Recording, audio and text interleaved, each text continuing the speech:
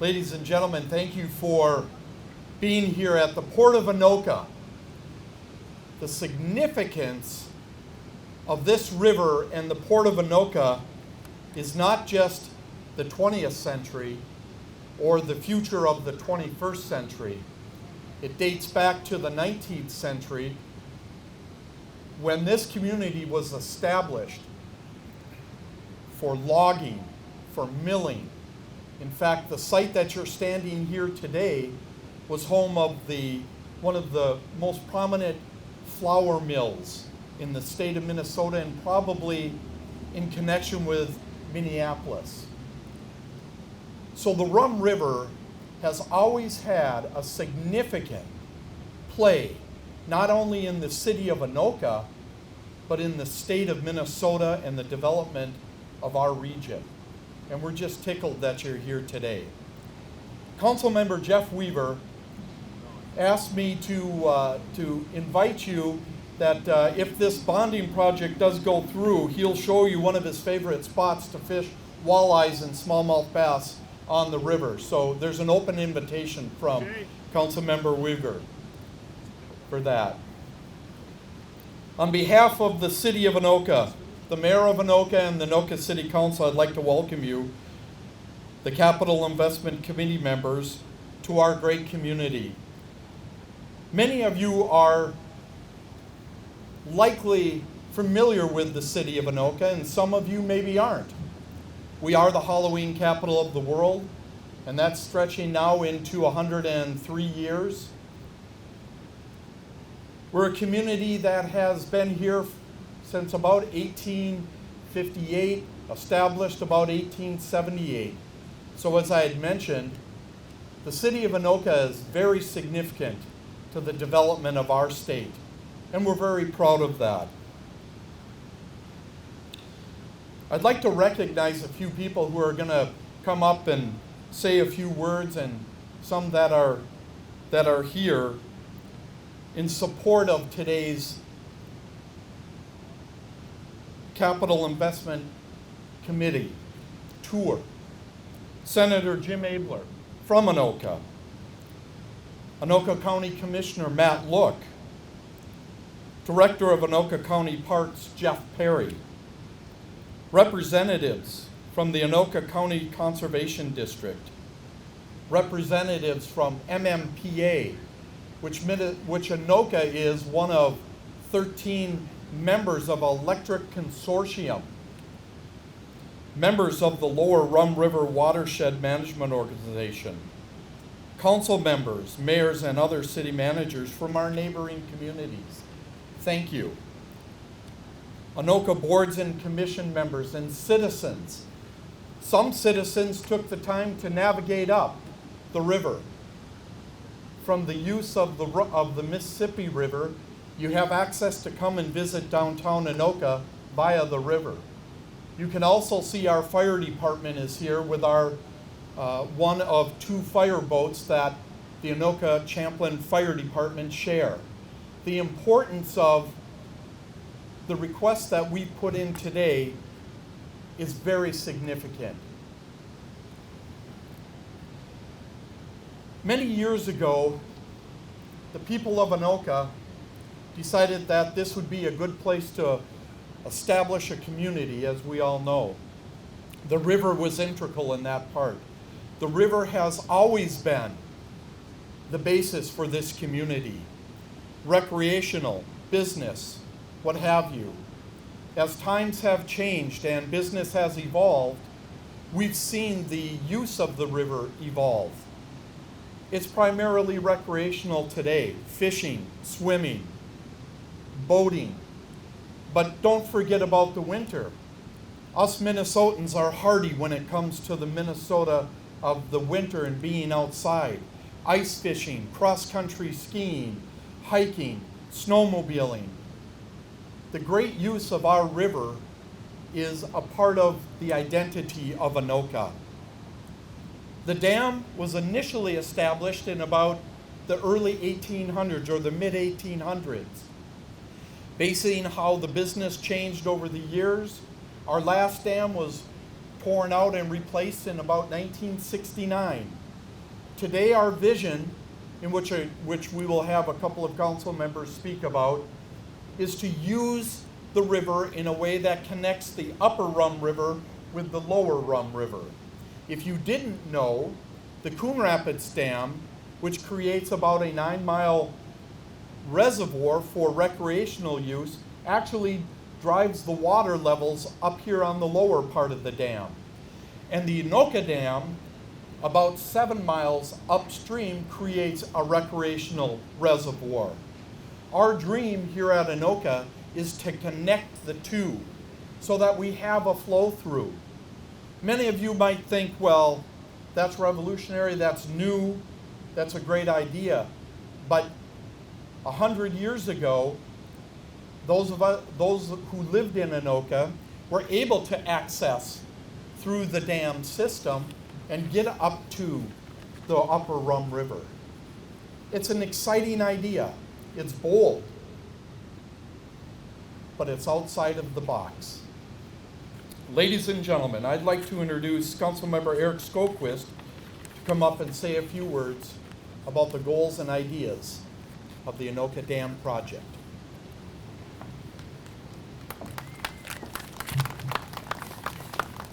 Well, thank you, Councilmember West, and also thank you for all coming out here today. Appreciate your time coming to our City of Anoka here. So I'm going to speak about a couple specific things. So many elements of this dam modification project have both environmental and ecological benefits. As you know, hydropower aligns with Minnesota's ultimate goal of producing 100% of its electricity from carbon-free energy sources by the year 2040. Hydropower generation at this location will benefit Minnesotans by adding a local source of clean energy using a structure that already exists. In addition, by placing electrical generation close to where it is consumed, we reduce the need to build more expensive transmission lines and lose less electricity as it travels further distances. This project will create stable electrical generation without creating adverse environmental impacts. Under normal water levels, which are definitely not today, with today's technological advancements, it may be possible for the Rum River to generate enough energy to power 4 buildings like the City Hall you see behind you today. And I just want to say thank you for funding the study that is currently underway to look at all the things we're talking about today as well. The last study that was done on this particular topic was the University of Minnesota in 1982, so I think it was worth an update after over 40 years. Also, the creation of a fish bypass would also reconnect, as Councilmember West had talked about, the Rum River to the Mississippi River. The spawning needs and habitat of the native fish would be expanded and would improve the fisheries of both the Mississippi and the Rum River that have been separated for 170 years. Another important element of this project would be retrofitting the dam with automated crest gates, which would enable active water level management in consultation with the DNR to help provide immediate and reactive flood control during periods of high water in an effort to minimize flood damage and reduce erosion impacts. Being able to adjust the gates at times of high or low water will improve our responses during significant rain events or periods of drought. Now, as we can adjust really only in the spring and in the fall. And I know what's been sent out to you, there's photos of that where our crews are out there in some pretty precarious situations. But this allows us to adjust, just like a lot of other dams, as a needed basis. Another part I'm going to mention here is the Anoka-Champlin Fire Department. We have a joint fire department with our neighbors in Champlin. I have Mayor Ryan Sabas from Champlin across here. We have a joint fire department, and we're here with one of the fire boats, there it is cruising by, that will help us kind of increase our responses as well. Replacing those antiquated flashboards, which basically are a bunch of timbers that have to be manually installed in the spring and removed in the fall, eliminates unnecessary risks and safety hazards that are created by placing city staff members and our equipment on the dam to install the flashboards. In addition to the maintenance platform, in addition to this, we want to add a maintenance platform from one side of the dam to the other. Think of it kind of as just a bridge or a crosswalk. And this would also serve as a barrier for disabled watercraft so a boat does not end up resting against the crest gates and would minimize risk of watercraft going over the dam. The platform would allow staff to remove tree debris year-round, as you can see accumulates relatively regularly here, and thus reducing the amount of tree debris flowing into the dam during the high water, which results in obstructions in the river, and also, as was mentioned, the Mississippi National River and Recreation Area, which is just beyond the curve down there. Finally, it's anticipated that converting the spillway, which is this area on the east side here, into a lock could expedite access to the upper Rum River in the event of a water emergency. Access to a boat launch by our first responders on the upper Rum requires crossing heavily used highways, railroad crossings, and a couple bridges depending on if they're coming from Anoka or from Champlin. Every minute counts when responding to the river emergencies, and this would provide an efficient and a redundant way for our crews to access those areas if somebody needs assistance. Thank you, and I think Councilmember West, do you want to take it back, or is it going to? Okay, thank you.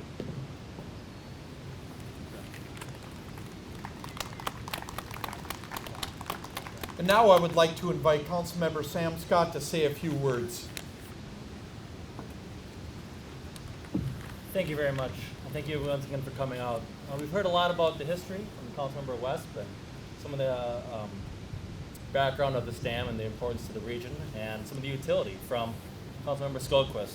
I'm here to talk about some of the recreational opportunities and some of the extra benefits we have for the citizens of Anoka and for the region overall. There are multiple components of this project that help enhance the park system, increase recreational opportunities, and expand access to Anoka's rivers. Converting the spillway into a navigational lock to allow passage of small boats expands boating access from the Mississippi River to the wild and scenic Rum River, and conversely will expand recreation access to the Mississippi River for the Anoka residents upstream of the dam and those in the communities of Ramsey, Andover, and St. Francis. In Anoka, we pride ourselves in being innovative and unique. And what says that more than river surfing? The scene behind me may make it difficult to imagine, but under normal water conditions, creating a standing wave can be a reality. This innovative recreational experience would not only be utilized by inland surfers, but paddlers of all sorts would be able to experience the thrill of this new sport in our modest city. The Halloween capital of the world would need to share its title, as Anoka would also be the first river surfing wave location east of the Mississippi River.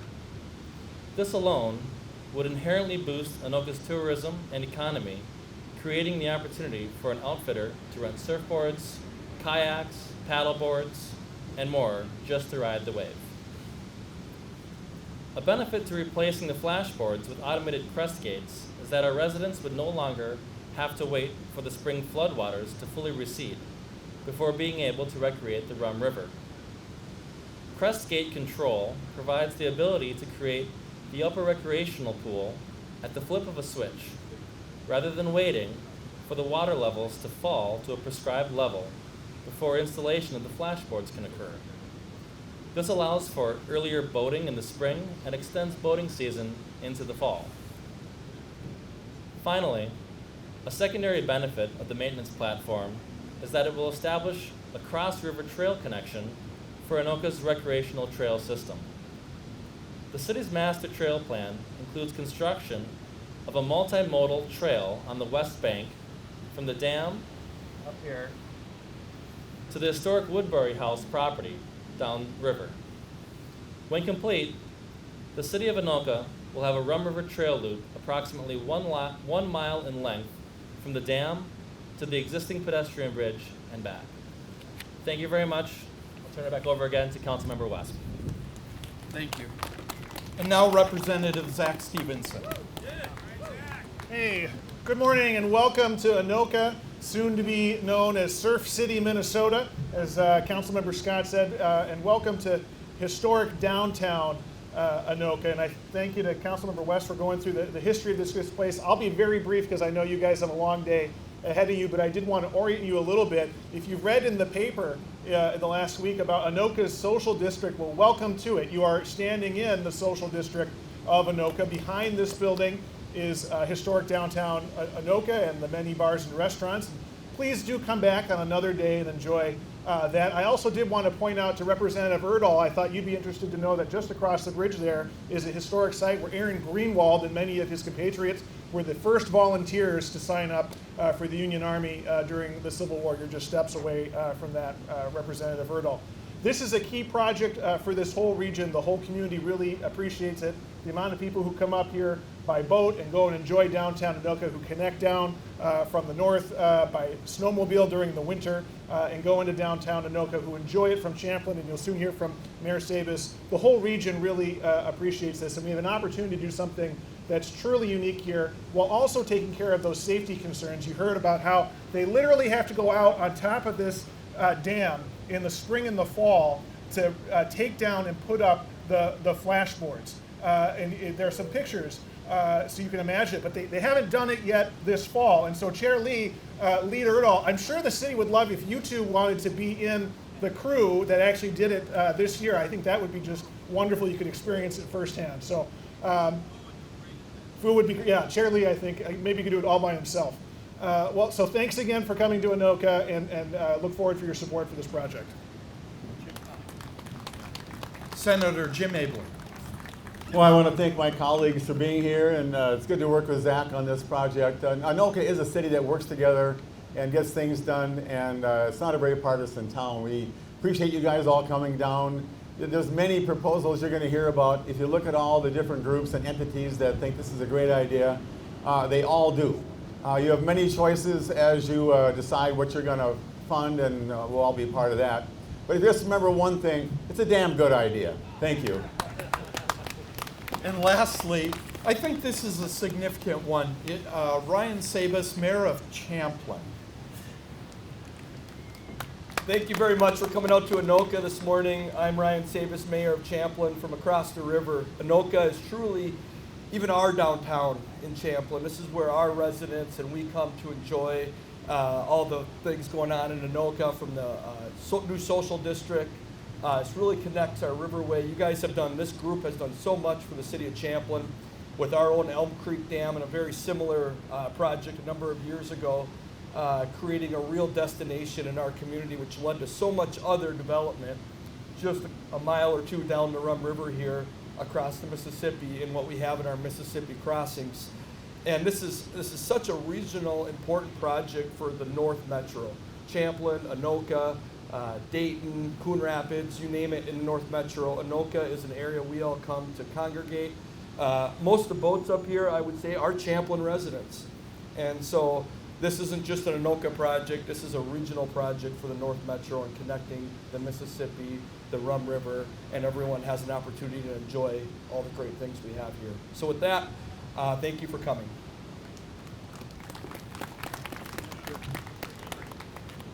Ladies and gentlemen, thank you for being here today and taking time out to stop in beautiful downtown Anoka. In closing, I would just say the significance has been reiterated over and over again of the importance of our natural resources. Some things that people don't get to see is in the winter, the snowmobiling activity as you go up into Anoka County on the river provides you the ability, if you choose, to hop on a snowmobile here in Anoka and make your way all the way to the Canadian border on groomed and supported trails. It starts here. Thank you for your time today. If you have any questions at all, please contact the Anoka City Manager, Greg Lee, and he'd be happy to help you out in any way. With that, we appreciate your time. Please enjoy refreshments, the pictures, etc. We say thank you. Thank you.